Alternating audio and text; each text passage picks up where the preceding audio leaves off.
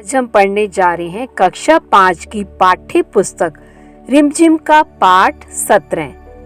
यह एक कविता है और इसका टाइटल यानी शीर्षक है छोटी सी हमारी नदी।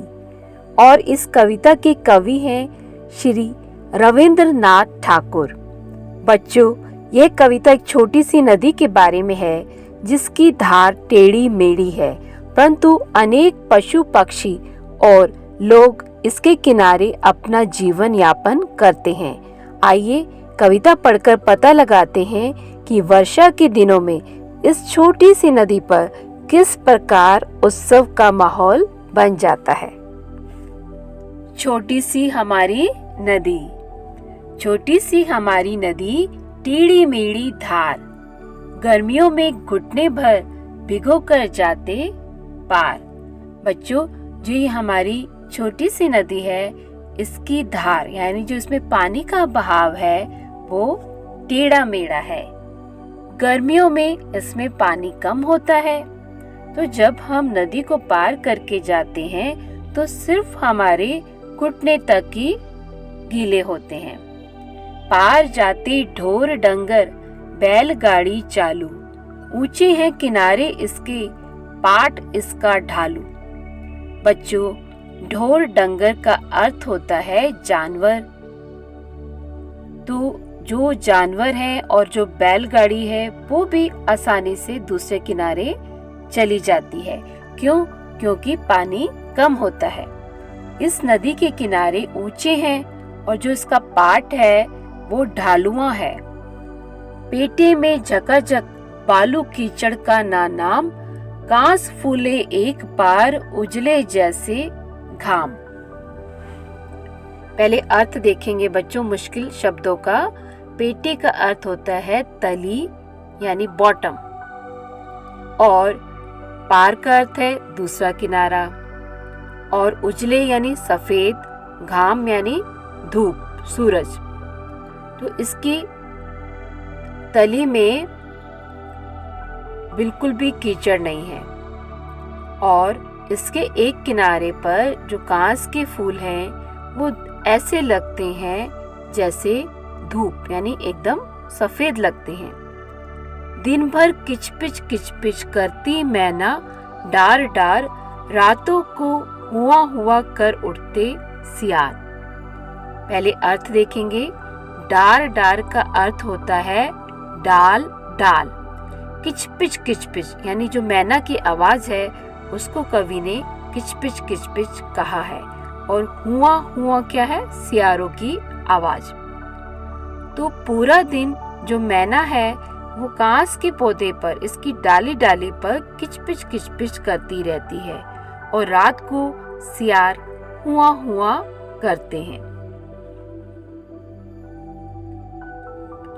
अमराई दूजे किनारे और ताड़वन, छाओ बामन टोला बसा है सघन। अमराई मतलब आम के पेड़, तो इसके दूसरे मतलब दूसरे किनारे पर आम और ताड़ के वृक्ष हैं, जिसकी छाया में बामन यानी ब्राह्मणों ने एक टोला, अपनी टोली बसा रखी है, यानी वो वहां लोग मिलकर रहते हैं। कच्चे बच्चे धार कछारों पर उछल नहाले, गमछो पानी भर अंग पर ढालें। कच्चे बच्चे मतलब छोटे छोटे जो बच्चे हैं वो इस नदी के किनारों पर नदी की धार में उछल कर नहाते हैं। कछारों का अर्थ हुआ यहाँ पर किनारे, और जो उनके गमछे होते हैं उनमें वो पानी भर कर अपने शरीर पर उड़ेलते हैं।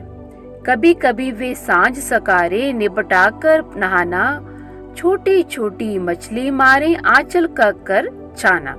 कभी कभी ये बच्चे जो हैं ये अपने नहाने का काम जो है जल्दी निपटा लेते हैं, तब ये छोटी छोटी मछलियों को नदी के आंचल से पकड़ते हैं। बहुएं लोटे थाल मांजती, रगड़ कर रेती, कपड़े धोती, घर के कामों के लिए चल देती। और जो इनकी पत्नियां हैं वो लोटे थाल यानी जो भी बर्तन हैं उनको रेत से रगड़ कर मांजती हैं। उसके बाद वो कपड़े धोती हैं और फिर घर के दूसरे कामों के लिए चल देती हैं। जैसे ही आषाढ़ बरसता भर नदियां उतराती, मतवाली सी छूटी चलती तेज धार दन्नाती। और जैसे ही आषाढ़ का महीना आता है तो खूब पानी बरसता है और नदियां जो हैं उनमें पानी लबालब भर जाता है। उतराती मतलब भर जाना। जब बच्चों पानी ज्यादा भर जाता है नदी में तो क्या होता है, उसकी जो धार होती है वो तेज हो जाती है। तो वो जब चलती है उसकी धार तो ऐसे लगता है कि जैसे वो मतवाली सी हो गई हो और वो तेज धार से दन्नाती चल पड़ती है। और जो उसकी वेग और कलकल के मारे उठता है कोलाहल, गंदले जल में घिरनी भंवरी भंवराती है चंचल। अब पानी तेज होता है, उसमें धार तेज होती है तो उसकी गति बढ़ जाती है। गति बढ़ने से आवाज होती है कलकल की और चारों तरफ शोर मच जाता है। गंदले जल में घिरनी, और इसके गंदे पानी में जो पानी की घिरनी बनती है वो ऐसे लगती है कि कोई चंचल भंवरी जो है वो भंवरा रही हो। दोनों पारों के वन वन में मच जाता है रोला, वर्षा के उत्सव में सारा जग उठता है टोला। अब इस नदी के दोनों किनारों पर वनों में कोलाहल मच उठता है। रोला मतलब कोलाहल, शोर मच जाता है और सारा जग उठ जाता है। और वर्षा के मौसम में ऐसे लगता है कि सब मिलकर कोई उत्सव मना रहे हों। नदी के किनारे पर उत्सव का माहौल बन जाता है। तो ये बच्चों आपने कविता का अर्थ समझा। कितनी सुंदर कविता है, कितने अच्छे तरह से कवि ने वर्णन किया है। चलिए अब देखते हैं पाठ से संबंधित प्रश्नों के उत्तर। तुम्हारी नदी। तुम्हारी देखी हुई नदी भी ऐसी ही है या कुछ अलग है? अपनी परिचित नदी के बारे में छूटी हुई जगहों पर लिखो। बच्चों, अगर आपने कोई नदी देखी है, उसके बारे में अगर आपको लगता है कि कुछ अलग है तो आप यहाँ पर उसके बारे में ये जो फिलिप्स हैं उसमें आप लिख सकते हो ब्लैंक्स में। डैश सी हमारी नदी डैश धार, गर्मियों में डैश जाते पार। तो यहाँ पर आप लिख सकते हैं उजली सी हमारी नदी, तेज इसकी धार, गर्मियों में इसके पानी में घुसकर जाते पार। दूसरा प्रश्न देखेंगे। कविता में दी गई इन बातों के आधार पर अपनी परिचित नदी के बारे में बताओ। जिस नदी को आप जानते हो पहले से, उसकी धार कैसी है, उसका पाट कैसा है, बालू, कीचड़, किनारे और बरसात में नदी कैसी लगती है, ये आपको अपने आप लिखना है। जो बच्चे नहीं लिख सकते उनकी मदद के लिए मैं थोड़ा सा आपको बता देती हूँ। धार, जैसे इसे आपको एक वाक्य बनाना है कि उसकी धार कैसी है, तो आप लिख सकते हो कि गर्मियों में हमारी नदी की धार धीमी हो जाती है क्योंकि उसमें पानी कम होता है। पाट, हमारी नदी का पाट जो है वो ढालू है। बालू, हमारी नदी में बहुत सा बालू है। कीचड़, हमारी नदी के किनारों पर कीचड़ और रेत भी है।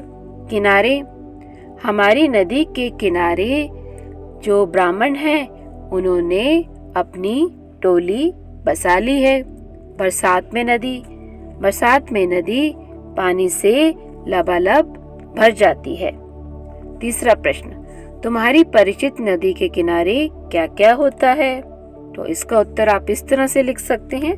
आप अगर अपने आप लिखना चाहें तो आप ज्यादा अच्छा रहेगा, लेकिन जो बच्चे नहीं लिख सकते वो इसका उत्तर सुने।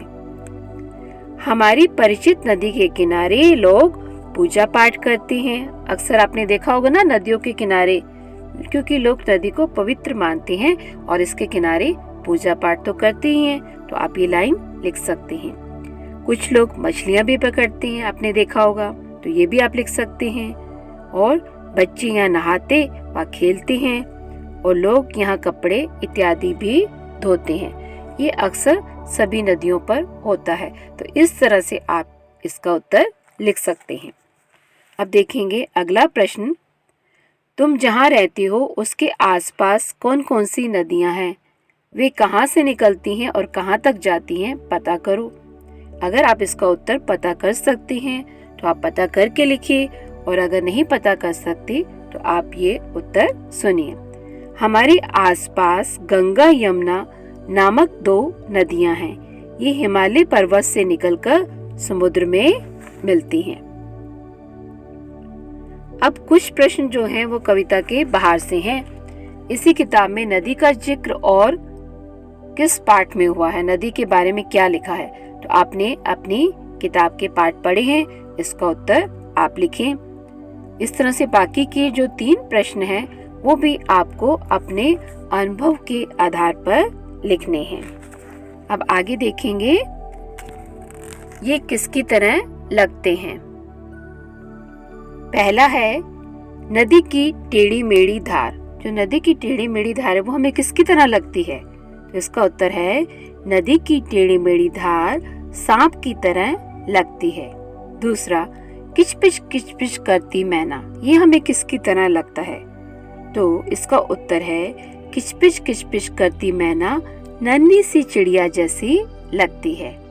तीसरा, उछल उछल के नदी में नहाते कच्चे बच्चे। जो छोटे छोटे बच्चे हैं नदी में नहाते हुए कैसे लगते हैं, किसकी तरह लगते हैं, तो इसका उत्तर होगा उछल उछल के नदी में नहाते कच्चे बच्चे मेंढकों की तरह लगते हैं। आपने देखा ना मेंढकों को उछलते हुए, बच्चे भी इस तरह से लगते हैं। तो बच्चों ये थे पाठ से संबंधित मुख्य प्रश्नों के उत्तर। Thanks for watching this video. Must like and share it, and don't forget to subscribe my channel.